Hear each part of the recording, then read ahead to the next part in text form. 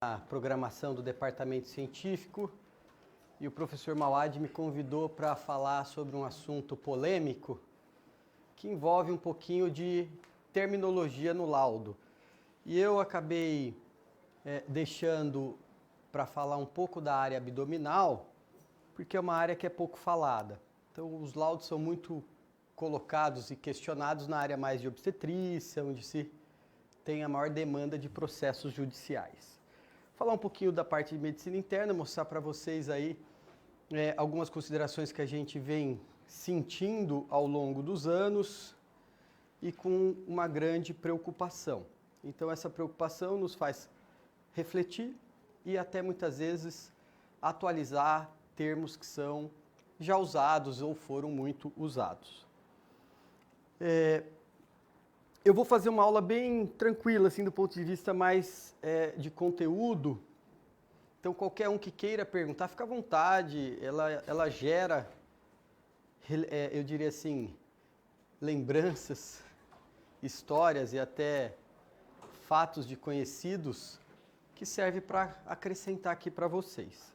Então, eu fiz uma aula curta, mas espero que tenha bastante interação e aí assim nós podemos colocar mais situações do dia a dia para vocês. Eu tô fanho, literalmente fanho, mas não tendo nenhuma crise de tosse, tudo vai caminhar bem, né, Procópio? Você fica longe também, hein? Por enquanto, né? Então essa voz aqui tá meio estranha, que acordei com uma coriza, isso é sequela do fim de semana, né, Procópio? Você tosse importada, você não é uma coisa. Então tá bom. Então laudo abdominal, só ligar nosso pointerzinho, laudo abdominal, pontos que você precisa mudar.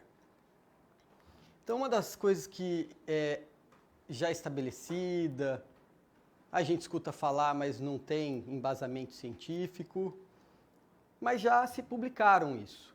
Então veja, laudo, em muitos aspectos, é a base singular e mais importante pelo qual os imaginologistas são julgados pelos seus colegas clínicos.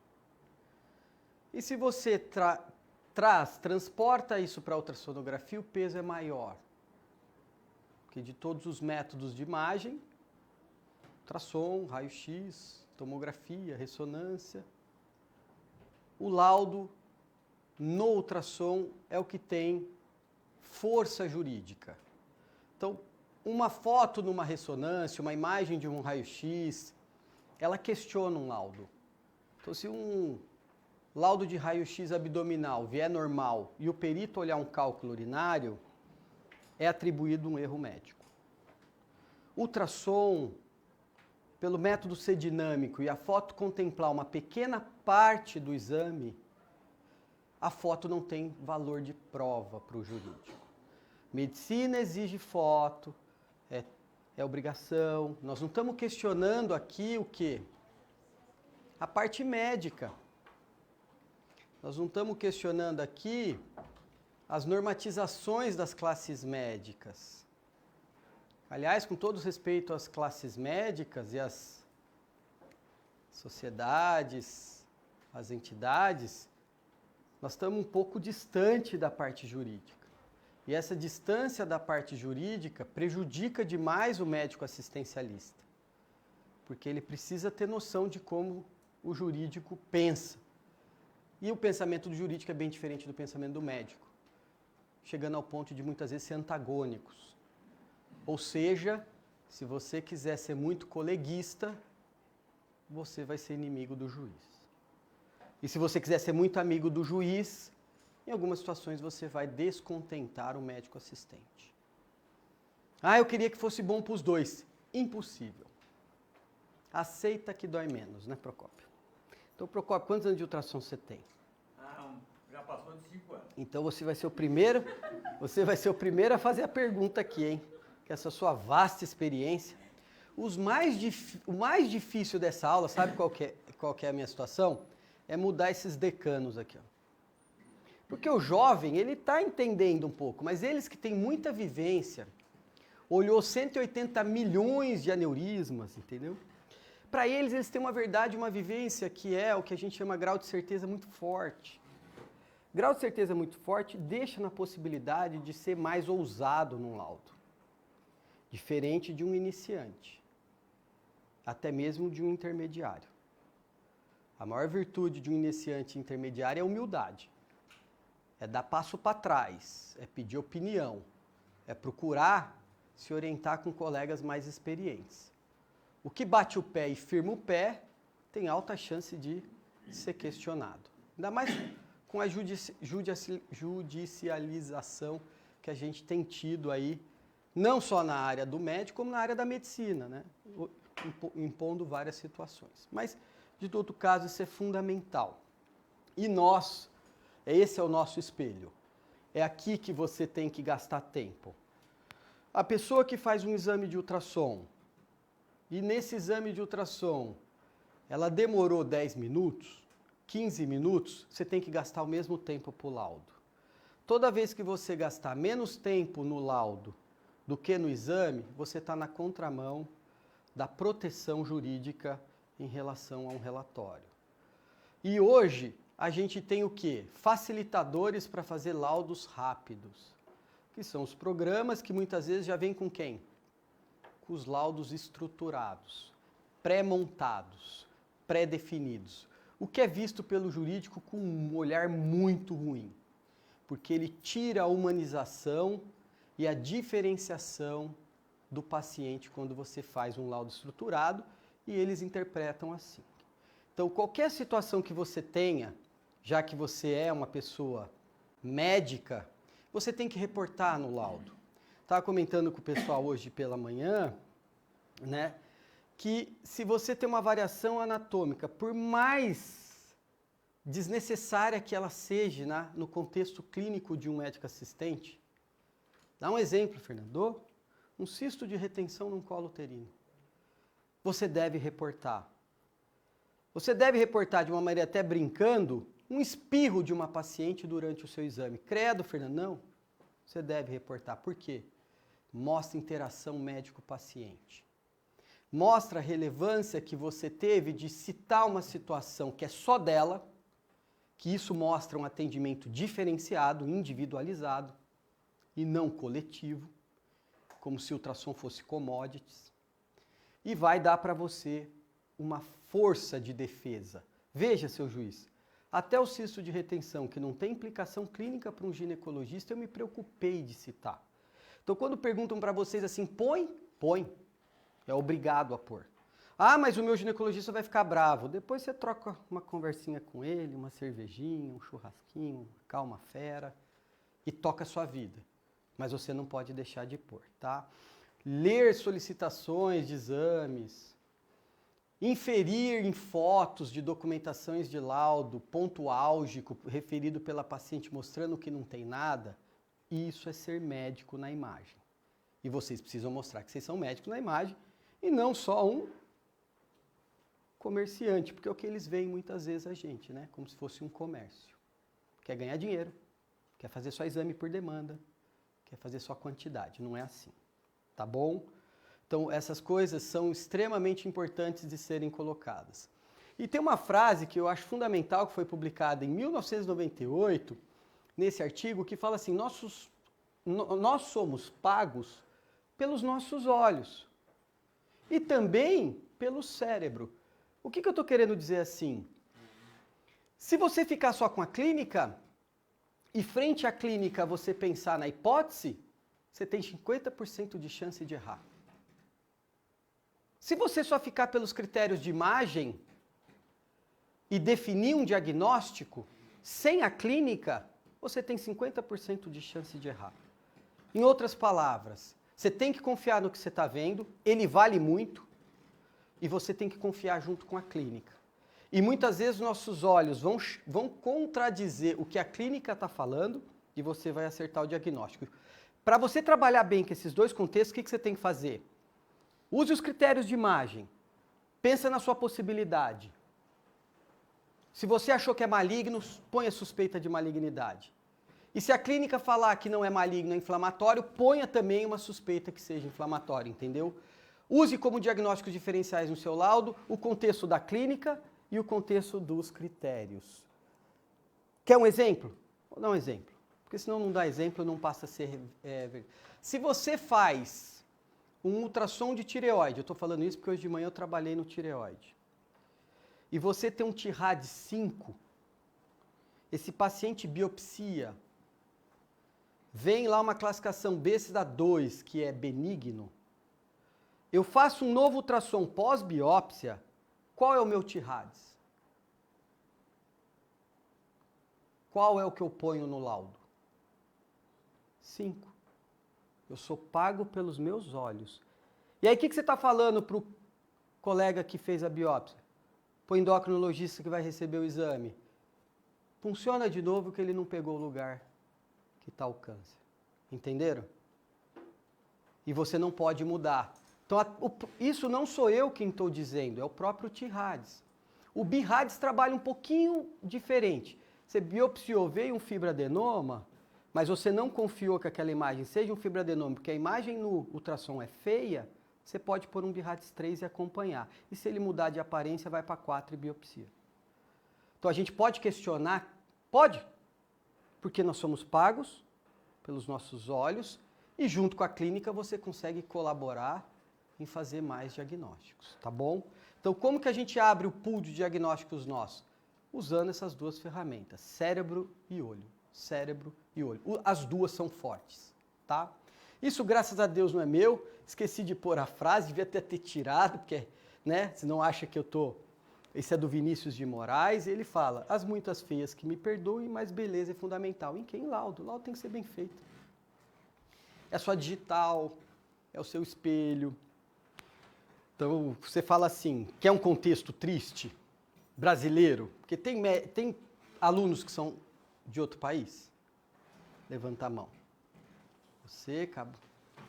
Só. Mas, ó, se você pegar um livro, pega o livro de renome de vascular, pega um livro de medicina interna de renome, pega um livro de ginecologia de renome.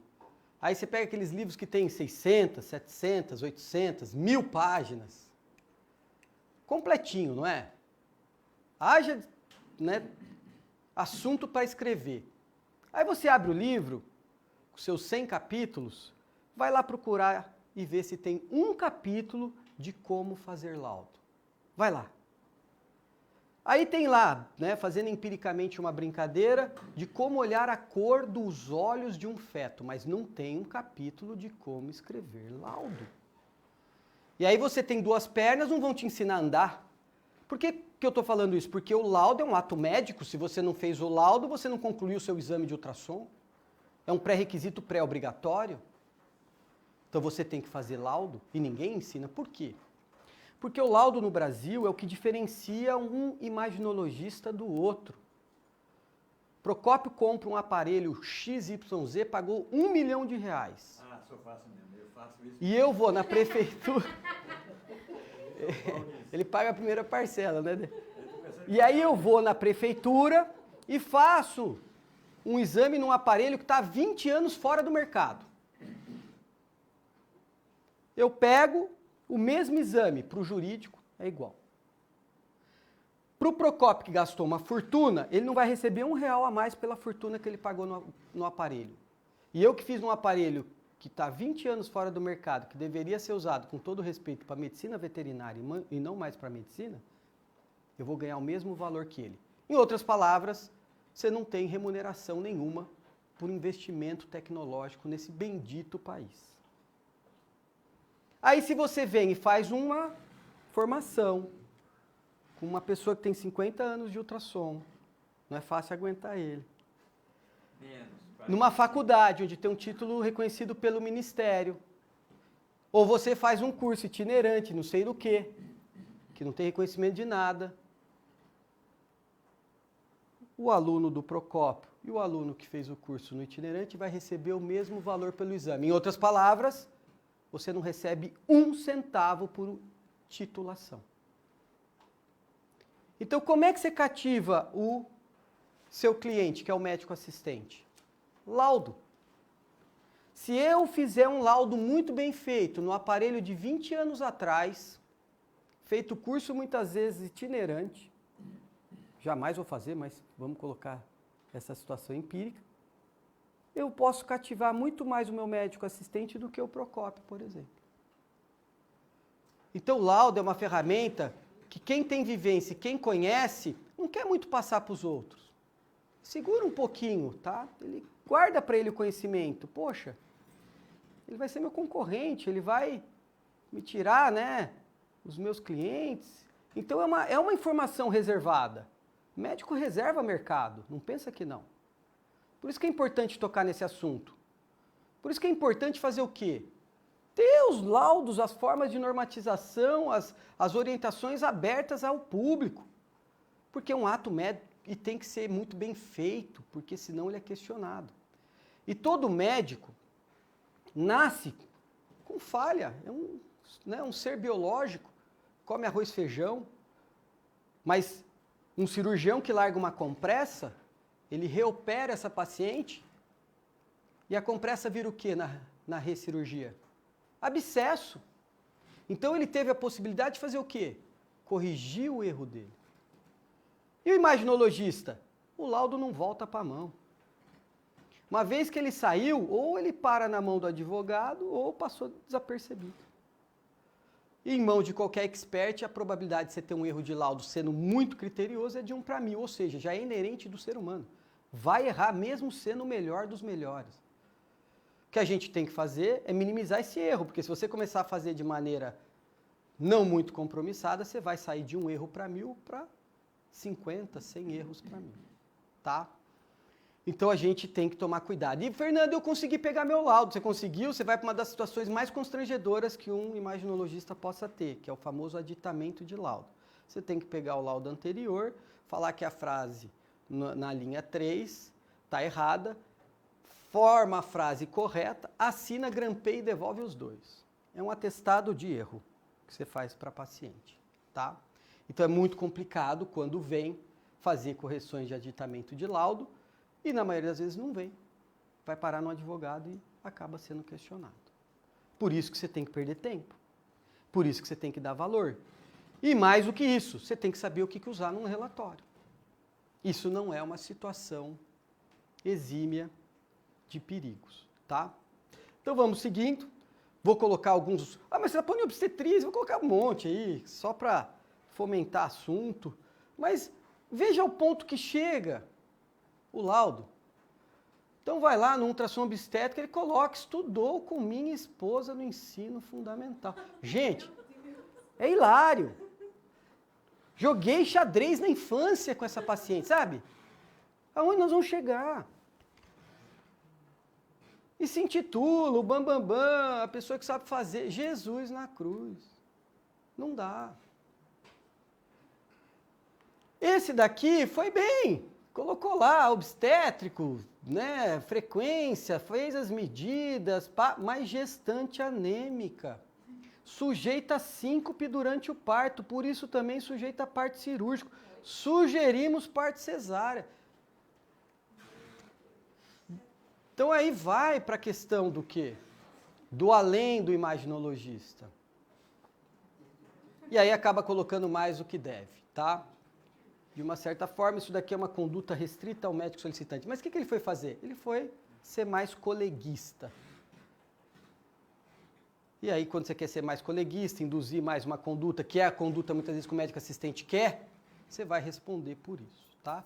Uma vez que você escreveu, você tem responsabilidade plena em cima do relatório. E muitas vezes a gente vê isso, laudo em emergência. Laudo para perito, ou ele é sem erro de imperícia, ou ele tem imperícia, que é falta técnica. Então, quando você faz um laudo resumido e assinala e acha lindo, você se tornou um imperito. Você tem falta de técnica. E isso leva a erro médico. Então, quando você se habilita a fazer um laudo, você tem que fazer ele na sua totalidade. Vou dar um exemplo para a área do professor Procópio.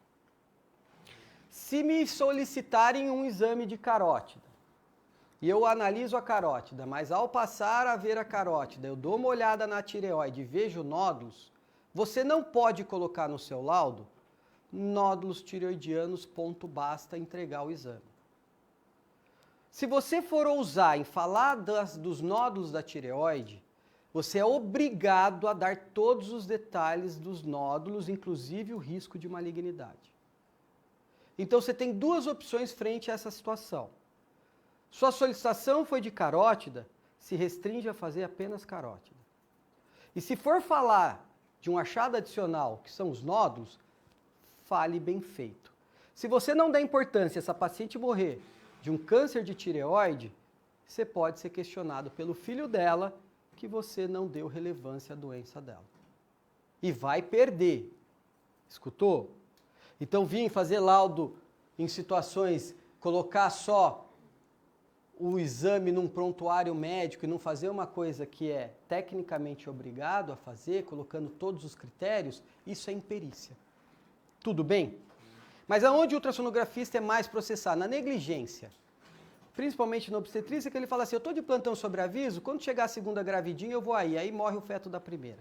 É onde dá mais processo para colegas que se militam aí, que militam, na verdade, aí a fazer exames de ultrassom. Então isso daqui não tem valor, tá? Quer fazer, saiba do risco que está fazendo. O ideal é fazer um exame completo. FAST, mesma coisa, faz completinho. Não vai lá só colocar informações sucintas, tá? Veja o impacto de um laudo.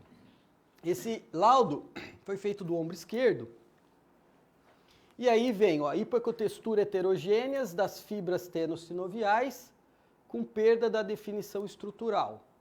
Espessamento e borramento dos contornos regionais dos tendões do manguito rotador, comprometendo predominantemente o supraespinhoso. Então, o que ele falou nessa primeira frase? Ele colocou todos os tendões do manguito na UTI. Tá vendo, Procópio? Todos na UTI. Ó, ele pegou e falou que está espessado, está borrado, tá vendo? Tá com hipoecotextura heterogênea. Meu Deus! Com todo respeito a um reumatologista, ele já olha aqui e já começa a pegar a seringuinha do beta-30, lá o diprospan, ele já começa a olhar para ela. Ele já fala, eu tenho que tratar, esse cara não está bem. E aí ele envolve todos os tendões e ainda fala que o supra está o pior de todos. Então, de uma certa maneira, o que ele fez com os tendões? Acabou com os tendões. Aí depois de tendão tem o que no ombro? Tem músculo, aí ele vem para o músculo. Ó. Hipertrofia dos tendões referentes ao músculo do manguito. E quando ele joga tendão e manguito, ele fez o que a gente não gosta, que é laudo prolixo. Repete e não te explica direito se é músculo que ele está querendo enfatizar ou se ele voltou a falar do tendão. Mas vamos colocar que ele quis falar do músculo, porque ele já falou muito de tendão. Então, ou seja, ele acabou com os tendões, agora comprometeu também os músculos. Aí tem osso, não tem no ombro? Então ele vem lá, ó. Hipoecotextura heterogênea com extenso borramento, perarticular acromioclavicular. Não é assustador, Procópio? Parece um filme de terror. A próxima frase você está esperando assim, óbito. Então assim, é drástico. E ainda coloca demais estruturas de aspecto ecográfico normal, só sobrou a pele. Não tem mais. Ele foi lá, aniquilou tendão, aniquilou, entendeu? Não tem mais pele podia ter posto normal. E conclui com aspectos citológicos, ó, tenossinovite subaguda do manguito, processo inflamatório inespecífico perarticular acromioclavicular. Será coronavírus? Ó, inespecífico, sabe? Ventila especulações. Isso daí, na mão de alguns clínicos, vai para altos tratamentos que podem gerar sequelas em pacientes e se for para um dano e tiver, né, relação de causa e efeito, vai para processo. E o perito faz o quê? Deixa eu ver se o laudo induziu ou não. E a primeira frase que o perito pega, ele fala, meu Deus, que tendão do manguito tem sinóvia? Nenhum. O único que tem é cabo longo e não faz parte do manguito. Então ele já passa a ter o quê? Erros anatômicos básicos. E aí o perito vai lá e fala, ó, o laudo induziu a conduta. E aí quem responde? Quem fez o relatório. Mesmo não tendo feito o ato do tratamento da medicação, isso está no Código de Ética Médica, você é corresponsável por qualquer conduta. Perfeito? E uma das coisas que você tem que aprender é que a Universidade de Pittsburgh fala há muitos anos, desde 1996, laudo sucinto é sinônimo de inteligente. Quem fica escrevendo demais torna as informações desapercebidas e prolixa. Não adianta escrever muito, seja objetivo. E se a extensão da lesão é grande, pare, fale uma parte dela, dá um ponto, volte no próximo parágrafo e termina de falar dela. Deixa bem separado e muito limpo isso para o colega que está recebendo o exame, tá? Posso falar sobre um laudo Pode. americano? Pode. Uma das melhores definições de laudo que eu já vi até hoje. O laudo tem que ser, como o vestido da mulher, suficientemente curto para ser atraente e suficientemente longo para não deixar nenhuma parte importante de fora. Muito bom. Tem que ser igual um vestido de uma mulher. Então, eu preciso... Parafraseando uma costureira americana, Jugman, um radiologista de Boston falou isso. O laudo tem que ser suficientemente curto para ser atraente, como o vestido da mulher, e suficientemente longo para não deixar nenhuma parte importante de fora. Perfeito. Gostei disso daí. Eu vou pôr depois aqui, Procópio. Acho que eu vou começar minhas aulas com essa... Mas assim, deixa eu só colocar uma coisa para vocês, tá? Passa-se ao contexto. Então, nós somos imaginologistas, não somos? Nós trabalhamos com imagem, a gente conhece muitas vezes os RADs. Os RADs estão vindo para ajudar a nomenclatura do laudo.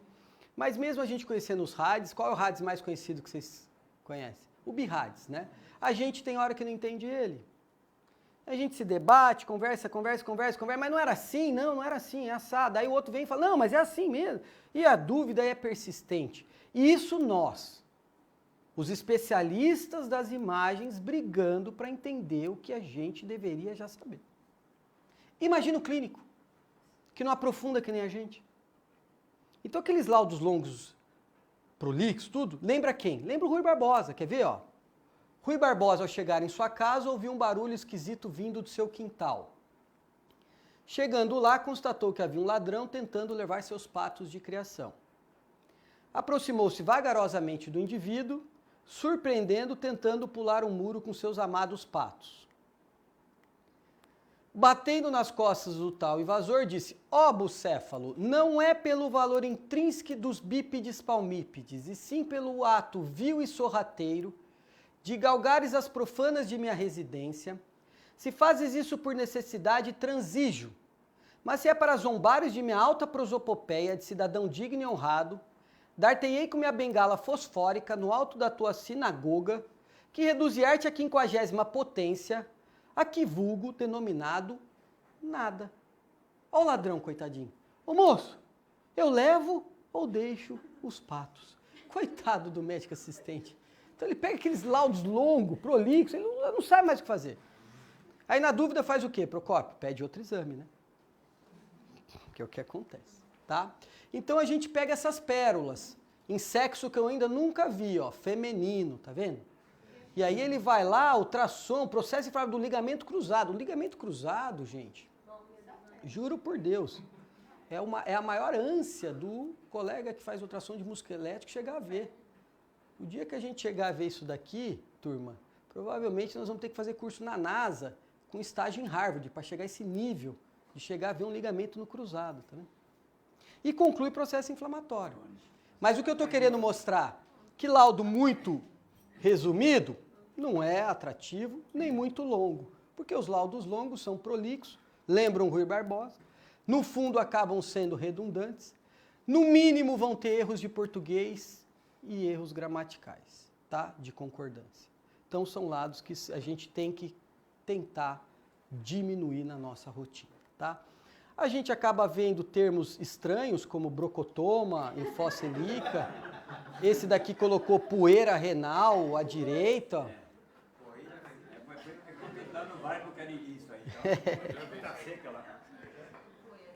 Nódulo tireoidiano de características não tranquilizadoras. Então é as pérolas que a gente pega, né? Brocotoma também tem. Tem uma, né, Procópio? Então nós estamos com esses problemas que vem o crescimento, né? A gente tem esse levantamento aí de 1.600% de processo no Supremo Tribunal de Justiça. E se pegar esses 5 estados, São Paulo, Rio de Janeiro primeiro na ordem decrescente, tá? Rio, São Paulo, Rio Grande do Sul, Paraná e Minas Gerais, você tem aí 73% dos processos de todo o Brasil. Concentram-se nesses estados, tá? E do ponto de vista CRM, em 10 anos, praticamente, nós temos um aumento de 302%, com uma condenação de 180%. Então, nós já criamos o que era um impossível. Qual, Fernando? Então, já se criou os advogados que processam o médico. Conhece eles? Ó. A democratização da informação gera um monte de especulação, muitas vezes até equivocada e mal induzida de pacientes. E aí procuram esses advogados. Como eles chamam, Fernando? Vampiros legis. A gente brinca lá, tá vendo? São especialistas em tirar sangue de médico. Mas o que eu estou querendo dizer com isso daqui, né? Nós criamos a casta de especialistas e advogados que processam médicos e criamos a castas de advogados especialistas em processar os advogados que processam os médicos. Criamos as duas castas já. Como chama esse pessoal? A ANADEM, que é a Associação Nacional dos Advogados Defensores de Médicos. Então, olha o nível que nós chegamos, tamanha demanda que tem de processo na área médica. Tá? Então, se você pegar esse trabalho publicado, que foi feito com muito carinho pelo querido Luiz Ronan, 98% dos residentes não têm instrução de como formular um laudo. 39% dos médicos solicitantes ocasionalmente se confunde com os laudos. Quase metade, gente. E 51% dizem que os laudos não respondem à dúvida solicitada. Então, qual é o nosso papel, Procópio? Que confusão é essa, entendeu? Um trabalho do CRM feito há 2 anos mostrou que 68% dos médicos recém-formados não sabem medir a pressão arterial. Tem um trabalho aqui, ó. Quanto mais o laudo, você não sabe o que é a pressão. Mas isso daqui, ó, 51% dizem que os laudos não respondem à dúvida solicitada, é o médico solicitante. Então. Que o laudo não está ajudando em nada. Tá. Confundo. Então, olha a preocupação. E muitas vezes você vai para isso. Ó, olha o descompromisso com o laudo. Ctrl+C, Ctrl+V. O que aconteceu? Deixaram que tinha vesícula. Aí a paciente alegou pânico. Ó. Tem cabimento? Tomei o mesmo susto. Era só chegar para o médico, meu senhor, tira a vesícula aí que eu tirei. Não, eu estou morrendo. Ele falou que eu tenho uma nova vesícula. Olha, foi lá e ganhou a indenização, 7 mil. Então, qualquer bobeira, correria, desnecessário, você gera o que eles querem. O que eles querem? A brecha para te pegar. Eu sempre brinco e falo assim, o advogado de defesa da paciente, ele está na sua jugular. É um vampirinho. E o advogado seu de defesa está na sua carótida. Você vai sangrar, meu amigo. Não tem jeito. Porque dos processos, sabe quantos por cento são verdadeiros? Apenas 10%. Mas dos 100% processados, sabe quantos pagam indenizações? 90%. O médico, ele é exaurido. E aí entra para a segunda instância, ele começa a ver o aborrecimento, ele fala, vamos fazer um acordo. Vai lá e paga. Mesmo sabendo que estava certo. E nós temos culpa? Temos. Você teve, Procópio. É da sua época, ó. 1929. Ah, não, eu já estava aposentado nessa época. Então isso daqui é do Código de Ética Médica de 1929. Só você pegar o exemplar lá na biblioteca da USP, está lá. E olha lá, solidariedade de classe. A obrigação do perito será atenuar o erro quando realmente houver. E abster-se de juízo e insinuações capazes de afetar o crédito do médico assistente e a confiança do que for objeto por parte dos enfermos e seus parentes. Ou seja, médico defende médico, mesmo errado. E aí nós ganhamos o quê? O que nós ganhamos? Como a classe corporativista. E nunca mais tiramos isso da cabeça de quem? Dos juízes. Médico defende médico. E médico defende médico? O médico é o que mais põe o outro médico na justiça. É ele que instiga a paciente. Ele olha e fala assim, a senhora não tem um cálculo, a senhora tem 2, pronto, então aquele médico errou. E bum, vai lá brigar com o médico. Então isso daqui infelizmente é uma coisa que ficou e é registrada nos códigos de ética médica. Então ninguém quer chegar a ter essa situação, tá? Bom, como eu não quero falar muito e estou colocando mais alguns quesitos, aqui vai algumas coisas, tá? Aceito o que eu vou falar, dói menos, tá? Não vou aceitar, tudo bem, eu não estou impondo nada, só estou querendo fazer algumas reflexões e sugestões. A primeira coisa é laudo. Laudo jamais deve ser colocado em qualquer papel, porque laudo é para perito, e nós não somos perito, nós somos um probabilístico, exímio probabilístico, com uma alta chance de acertar um diagnóstico, mas nunca 100%. 100% é anátomo patológico. Então, quando você põe laudo, você está fazendo o quê? Um papel de perito, e nós não somos. Então, é relatório de ultrassom, é relatório de tomografia, de ressonância. Outra coisa importante é saber o que colocar nesse relatório. E o que é obrigado a colocar? Só duas coisas. A primeira são os achados positivos. O que é um achado positivo? Patologia e variações anatômicas. E o que é um achado negativo?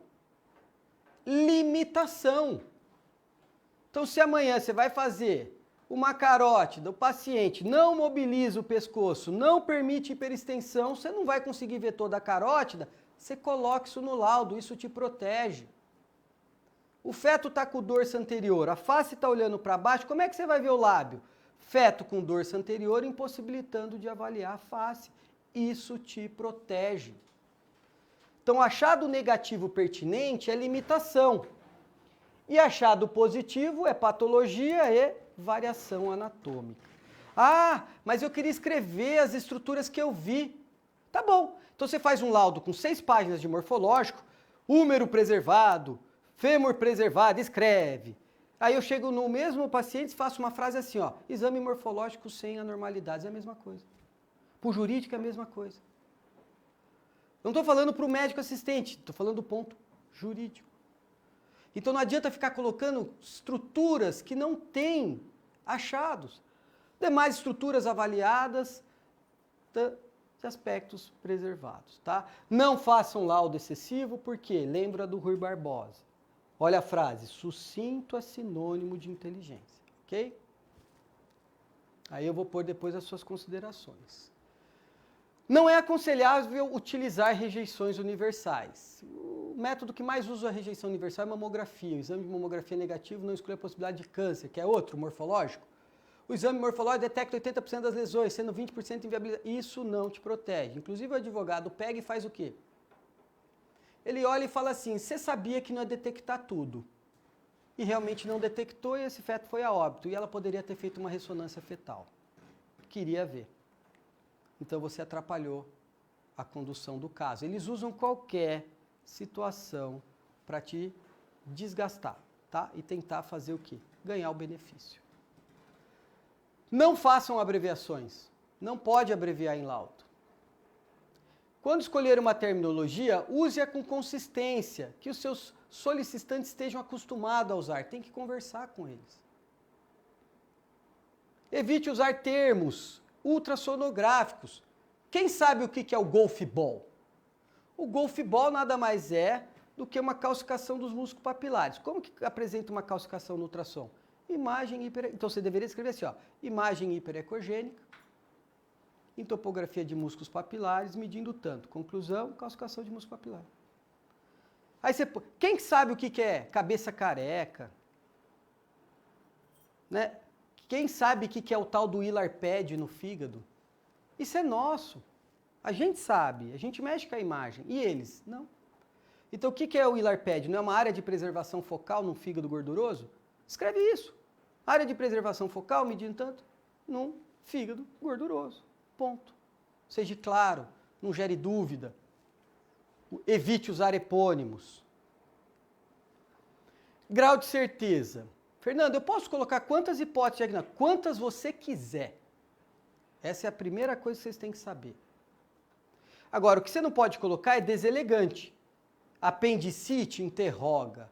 Diverticulite, interroga. Porque a interrogação induz o colega solicitante que você fez o exame com dúvida. Eu não tenho dúvida. Então, quando um dia alguém falar do seu laudo, você bate no peito. Fica macho. Meu laudo ninguém questiona. Por que ninguém questiona o seu laudo? Porque você tem que mostrar para o colega que está querendo questionar seu laudo que muitas doenças são iguais. Então, quando você põe lá apendicite, diverticulite, não está dizendo que você está em dúvida, está dizendo que as duas imagens você já viu numa diverticulite, que essa imagem você já viu numa diverticulite e já viu numa apendicite. É que nem eu pegar para você e fazer assim, Procópio, eu vou pôr aqui num copo açúcar e vou pôr nesse copo sal, não é igual? Aí eu vou misturar os copos, falar, qual é qual, Procópio? Você não vai saber. E eu não estou em dúvida. A imagem é inespecífica, ela não consegue me falar o que é. E eu tenho o direito de pôr isso no laudo. Só que como que você põe isso no laudo? Tem a ver com o grau de certeza. Quanto mais certeza eu tenho, menos hipótese eu uso. É inversamente proporcional. Mas quanto menos certeza eu tenho, mais hipótese eu uso. E aí você coloca dessa maneira. A imagem descrita em fossa ilíaca direita é de etiologia esclarecer. Ponto. Dentre os diagnósticos diferenciais, a possibilidade de apendicite ou triflite neutropênica deve ser considerada. Ponto. Isso não está te diminuindo, isso está mostrando humildade, está mostrando que aquela imagem você já viu nas duas doenças. Por isso que seu laudo não pode ser questionável. E a interrogação, intuitivamente, mostra uma fraqueza para você. Por isso que você não pode pôr interrogando, tá? Não usar diagnóstico, tirar até da hipótese diagnóstica. Por quê? Porque nós não damos diagnóstico. Então, quais são os melhores termos? Opinião, discussão do relatório. Deixe claro que você está dando quem? Uma opinião. Compatível e sugestivo. O pior termo de todos é o compatível. O compatível é praticamente uma inferência da clínica. Ó, se eu chegar aqui para... Alguém aqui é cirurgião? Então, se eu chegar para você e falar assim, eu estou com uma criança que está com dor periumbilical, febre, vômito, irradiando para o dorso, com leucocitose, o que você pensaria? Fossa ilíaca direita, para periumbilical. Apendicite, certo? Aí, quando você entrega o laudo compatível com a apendicite, é a mesma coisa que falar assim, achados compatível com sinais clínicos. Olha a força que é o compatível. Olha o peso que ele dá num laudo. Olha como o juiz olha o compatível. Já o sugestivo, eles olham mais ou menos, mas eles também interpretam como um diagnóstico. E aí conversa vai, uma vez veio um juiz aqui, muito amigo do meu pai, ele não é mais vivo, você lembra dele, o Sérgio? Lembro. E aí, Sérgio, a gente está querendo dizer que parece ser, mas nós não podemos ter certeza porque a imagem nunca dá certeza. Mas para nós é, e aí aquele bate-boca... E eu não querendo ofender mais ele, mas eu queria tirar alguma coisa dele. Aí ele chegou e falou assim, Fernando, ao pé da palavra no jurídico, doloso ou culposo, qual palavra é pior? Ao pé da palavra, doloso ou culposo? Parece que é o culposo, que teve culpa. E qual que é o pior no jurídico? Doloso. Então ele falou, nós temos nossos termos e vocês têm o de vocês. E nós interpretamos de vocês diferente de vocês. Por isso que eu te sugiro usar qual? Pode corresponder. Ele que sugeriu. Por quê? Porque é um termo que dá para o juiz a condição de você passar para ele que você deu uma opinião apenas. E é o que mais alivia para a nossa situação, tá? Normal e sem evidência de anormalidades, nunca usar, porque o normal, ele envolve microscopia, ultrassom, método macroscópico. Então, qual que você pode usar? Habitual ao método, que intuitivamente fala ao método, ou usual ao método. E sugiro, você pode sugerir? Jamais. Então, sabe quando que entra o sugiro no meu laudo? Quando o nome do paciente chama Sugiro Takayasu Ajinomoto, aí entra. Do contrário, não entra. O sugiro ele é imperativo, você tem que fazer. E você induzir para fazer, você muda a conduta de quem? Do seu cliente, do seu médico assistente. Mas, Fernando, o Colégio Brasileiro de Radiologia nos permite colocar complementações, concordo, desde que seja da imagem. Tá? Então é extremamente, eu diria assim, deselegante, inapropriado você usar correlações clínicas, sugiro beta-HCG, por exemplo, isso é totalmente inadequado. Mas se você quiser induzir para fazer uma complementação com método de imagem, já que você é um imaginologista, não é tão deselegante, mas deveria evitar, ok? Essa é minha opinião, porque mesmo você fazendo o ato, mandado fazer o ato, sem ter participado do ato, você é corresponsável. Então, se por acaso essa paciente vai para uma TC Injeta-se contraste, tem uma parada cardiorrespiratória, vai a óbito, você é corresponsável, você vai responder. Aí para que você vai querer se envolver nisso? Mas, Fernando, eu quero ajudar o médico. Eu quero dar um empurrãozinho para ele. Dar uma Bolsa Família para ele, Entendeu? mais fácil. Mas aí você tem que ser macomunado lá com a política, né? Então, como é que a gente coloca isso, ó? Entre aspas, uma frase afirmativa sua. A ressonância poderá trazer maior subsídio diagnóstico. Você nunca coloca sugiro fazer ressonância. Você coloca desse jeito. A ultrassonografia em 15 dias poderá trazer maior subsídio diagnóstico. Isso é uma frase... Se o juiz perguntar, você induziu a fazer? Não. Isso é uma frase afirmativa minha. Ele acatou porque quis. Agora, quando você põe o sugiro e a paciente lê, é difícil você tirar a obrigação do médico em fazer. O inciso 32 do Código de Ética Médica fala o seguinte: para a justiça sugerir e fazer a mesma coisa. Eu jamais uso essa palavra em nenhum laudo. Uhum. Nunca. Eles não gostam mesmo. Porque para eles é que você está afirmando que é. E se você errar, dançou. Está envolvido. Uma cesta básica para o juiz. Então, olha lá que coloca. O médico radiologista pode referir o seu laudo à necessidade de complementação. Tá lá, tá vendo? Só que veja a maioria dos pareceres, em que se pese a boa intenção de colaborar com o médico assistente, o profissional que realiza o exame complementar a pedido daquele deve isentar e sugerir outros procedimentos pela possibilidade de interferir na relação médico-paciente. Então, nós temos pareceres contrários que não gostam. E aí a questão, vai ter um desses que vai julgar o seu relatório, tá? Então, isso daqui é uma carta que foi feita, né, a realização de exames de ressonância, foi para conselho solicitar, e aí pediram para não fazer a solicitação, que não sejam impressas no laudo realizado, tá vendo? Então, tem muitas questões que vão gerando desgaste e ficar induzido. O médico solicitante tem que saber conduzir, é obrigação dele. E é dele ter o livre-arbítrio de escolher o que fazer. Ele pode já indicar diretamente, por exemplo, uma biópsia, ao invés de fazer outro método de imagem. Isso é uma coisa muito importante que me perguntam, então eu fiz questão de colocar. Reunião plenária, 1995. Nós não somos donos do paciente, graças a Deus. A maior bênção do imaginologista chama médico solicitante. Por quê, Fernando? Porque uma vez que ele pediu, eu sou dono do ato do ultrassom e eu devolvo esse paciente e a responsabilidade é dele. Se eu detectar um aneurisma fusiforme transcelíaco dissecado, quem vai operar é o vascular a noite inteira, não sou eu. Agora, quando você faz um exame sem solicitação, ou solicitação por assistente social, enfermeira, antigamente tinha os cubanos aqui, não tinha? Eles não são médicos, se você achar uma patologia, você é dono da paciente. Você tem que pegar essa paciente e conduzir até o médico assistencialista que vai resolver o caso dela. A partir do momento que ele aceitar ela, você passa a ser isento de responsabilidade. Ah, minha senhora, a senhora tem uma lesão aqui no ovário, a senhora procura um ginecologista e se abandona de tratamento. Se ela morrer por aquela lesão no ovário, você responde. Por isso que o médico solicitante é uma bênção para o imaginologista. Mas quando eu posso contrariar o médico solicitante? Só em uma situação, se eu tiver risco de vida. Do contrário, você não pode, você tem que colocar no laudo para mandar fazer um outro exame, ou você tem que ligar para ele, por favor, posso mudar a via, posso mudar o exame? Sair de um abdominal endovaginal e passar para um abdominal, ou de um abdominal e passar para um vaginal.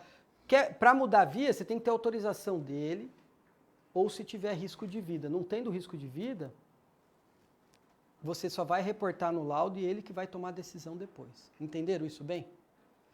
Em que, o radiologista, o imaginologista não deve e não pode mudar a conduta do médico solicitante.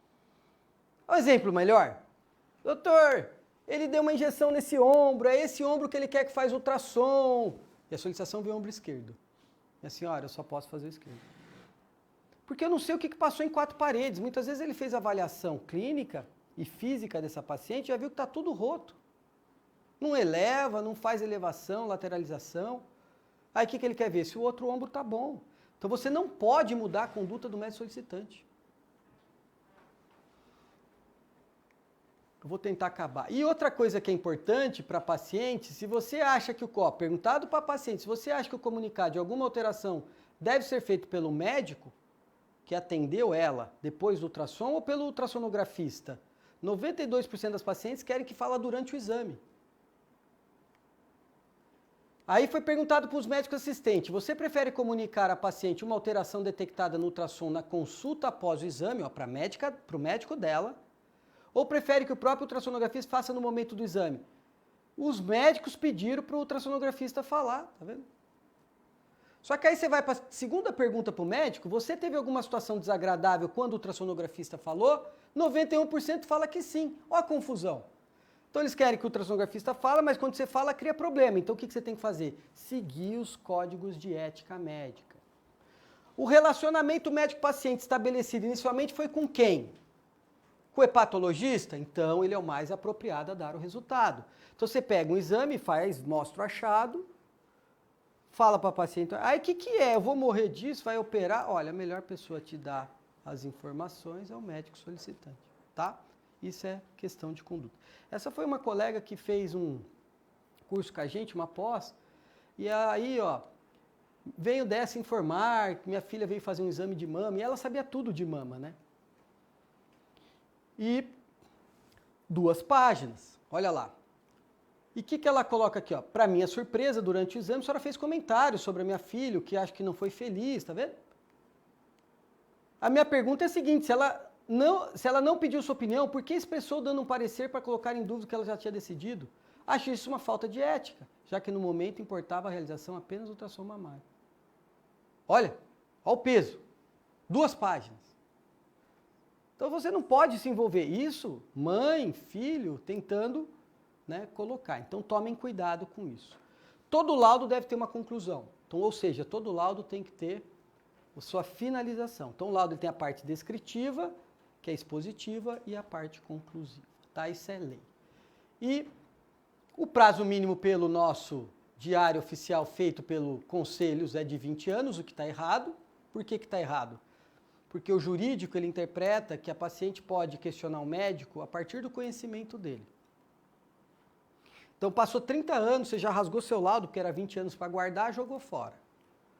Aí vai para um churrasco, encontra lá a Mariquinha. Ô Mariquinha, você está aqui? Tô. Nossa, eu te vi quase morrendo. Como assim? Quase morrendo? Nossa, você lembra daquele caso seu que você foi para cirurgia? Lembro daquele abscesso? Não, não era abscesso não, era uma compressa. Nunca me falaram que era uma compressa. Ela passou a ter conhecimento nesse dia, ela tem 5 anos para processar. Resumo, você nunca joga um laudo fora. O jurídico interpreta assim e a medicina fala em 20 anos, tá? E a solicitação do médico tem que ser guardada por 5 anos. Laudo pertence ao paciente. Peça escrita fundamentada na qual os peritos expõem as observações e estudos que fizerem e registram conclusões da sua perícia. Os registros físicos devem ser entregues ao paciente, recomenda-se arquivar digitalmente todas as imagens ad eterno. Tá? Isso está em publicação também. E por que o laudo é do paciente? Quem sabe? Porque, apesar de médico não ser colocado como uma entidade que pode fazer comércio, nós somos prestadores de serviços e nós entramos no PROCON. Então, se ela pagou, é direito dela, você tem que entregar. Sabe quais países faz isso? Brasil e Austrália só. Só que você pode entregar, mas não tem que deixar de ter a sua via. Entenderam? Nenhuma paciente vai num hospital e pega o prontuário do hospital. Ela faz o quê? Xerox. Exatamente. E fica lá. E vocês têm que ter a mesma coisa. O original é de vocês. Ela vai levar o Xerox. Para nós é fácil imprimir 2 vezes e assinar. Mas guarda a sua, tá? E só para finalizar, acho que eu estou finalizando, né? Nós temos tempo de entregar o laudo. Se você tem uma emergência, você tem 60 minutos. Eu vou pôr embaixo do braço e vou discutir com o Procópio amanhã. Uma torção de testículo. Não pode. Você tem 60 minutos. Você tem 3 horas para entregar um laudo de urgência. E risco de vida 3 dias. Isso é estabelecido no CBR.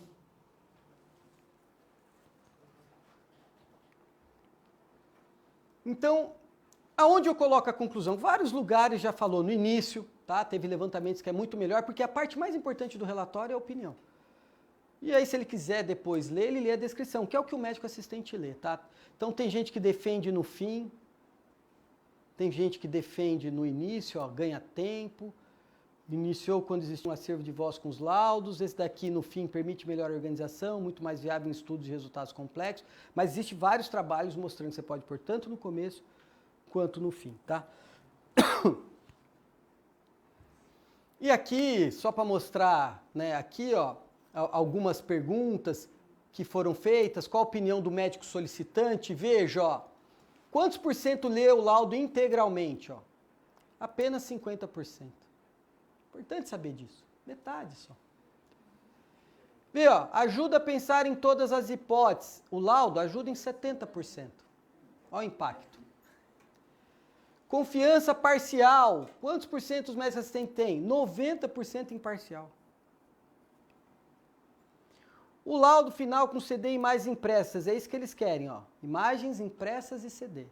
60% dos médicos solicitantes. Então, esse estudo está na radiologia brasileira, vale muito a pena ler, para ter uma visão global do que o médico assistente quer, né? E o que eles mais prezam? Conduta do radiologista ao encontrar um achado incidental. Conversar, ligar, 70%. E isso é o que vai nos diferenciar das futuras inteligências artificiais, tá? Então, recomendações, né?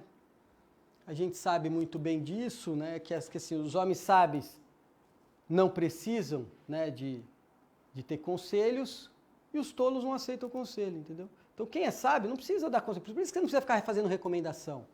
Eu vou recomendar o Procópio a fazer uma angio-TC. Eu preciso, Procópio. Você pegar um caso lá, você não vai fazer uma angio-TC para operar e fazer...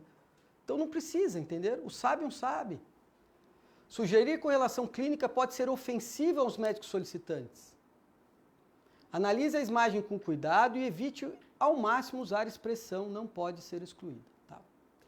Então isso está publicado, são situações importantes, tá? Rápido e acessível, ó, lá, ó, artigos falando, laudo ser rápido e acessível, conciso e estruturado.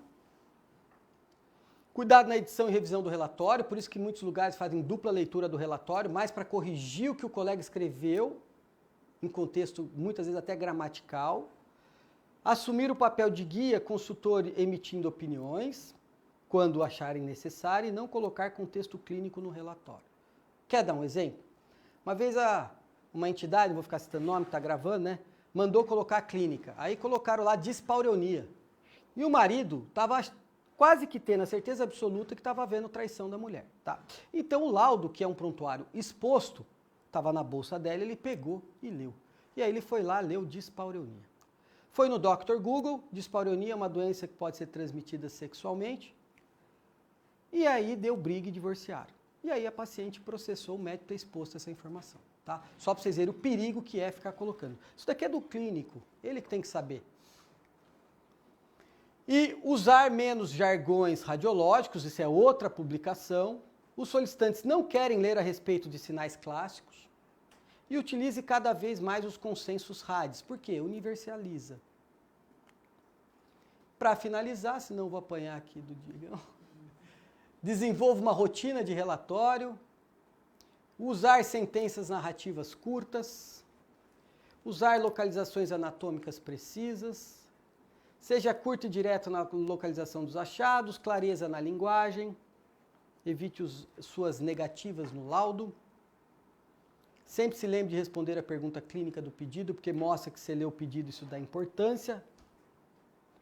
Priorize as informações mais relevantes.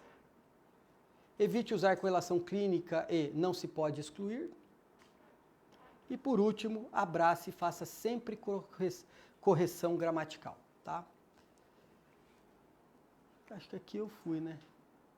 Tá aí. Então tá bom. A aulinha meio controvérsia, polêmica, vou deixar aí 10 minutinhos só para perguntas.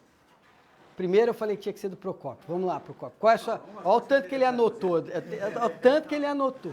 Não tem um monte que eu vou fazer, porque são umas 40 perguntas. É o seguinte, ó, num país que paga mal, não vale a pena atualização. Essa é a ideia do médico. Para que ele vai comprar um aparelho moderno se paga o moderno e o ruim igual pelo preço? Então, esse é o problema sério. A segunda coisa é o seguinte, um aluno meu falou que faz 60 milhões por dia, até as 4 horas da tarde, certo? Então, é melhor ter um aparelho ruim, sabe? Porque ele não vê nada, nem o que tem, nem o que tem. Eu chamo esses colegas que são os curandeiros, né? Então, não dão se doença. Se é um aparelho muito bom, ele vai chegar a um monte de coisa e vai ter que opinar sobre aquilo. Então, ele só consegue fazer 20 no dia. Mas como o aparelho dele não enxerga nada, então fica um duplo cego, né? Ele não vê, então com o aparelho ruim seria melhor para fazer 60 exames por dia, quanto pior o aparelho, melhor. Né? Outra coisa, em nenhum momento traçar conduta para o médico assistente. Ele que sabe o que fazer com o paciente. Solicito fazer isso, seria melhor você fazer isso? Não. Você não é dono do paciente, então quem tem que saber essas coisas é o médico assistente. E outra, todos os termos usados no laudo têm que ser úteis à conduta a ser aplicada.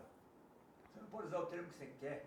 Então, os termos a serem usados nos laudos devem ser úteis a quê? Conduta a ser aplicada pelo médico. E deve estar o quê? Inserida no consenso da literatura. Você não pode pôr o que você quiser no laudo. Então, eu vi aqui, você falou brocotoma, eu tenho um caso aqui que é brocotoma inespecífico. Certo? E aquele laudo que eu não vou, tem um laudo que você precisa ver meu laudo, né? Aquele laudo maluco lá, então, com o pedido, eu tenho um pedido aí de eletrocardiograma sem contraste. Então você vê, realmente, essas três que eu ia falar, não vale a pena atualização num país que paga mal. Quanto pior, mais exames se faz, quanto pior o equipamento, mais exames se faz por dia. Né? E não, ele fala sério ainda. Não, mas esse aluno meu que falou que faz 65 a 70 abdômen por dia, eu falei, qual aparelho que tem? Sabe o que ele tem? Ele tem um Shimatsu daquele verde que a gente não quis aqui.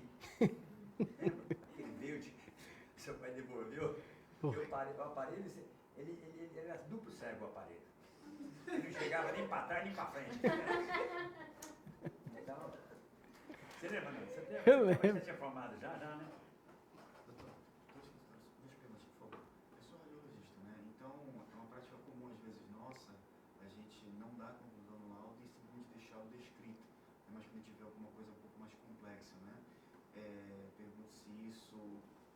Realmente está errado, como você falou, é obrigatório, tudo, se a gente deveria mudar definitivamente esse lado. E segundo, a questão da complementação.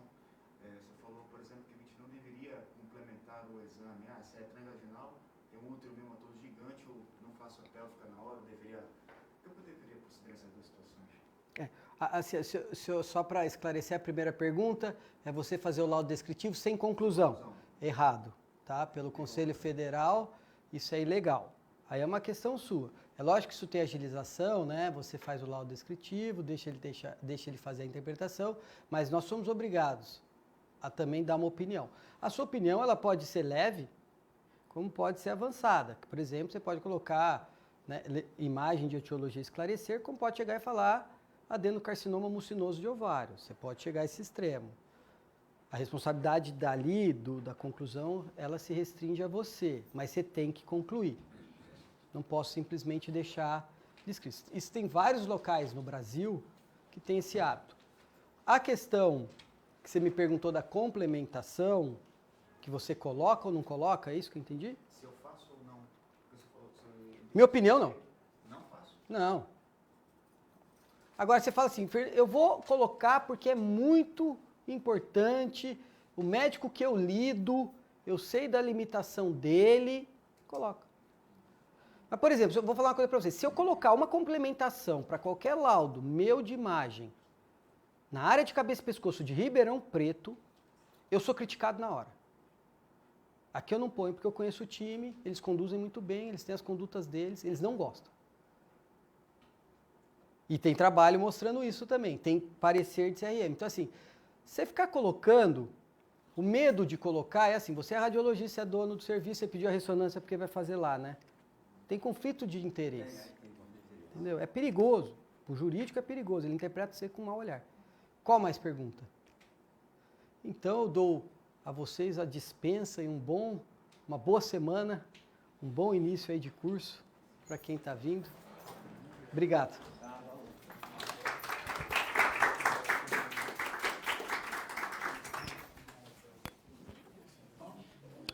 Estourou, Diegão? Certinho. Pode deixar o microfone aí na mesa.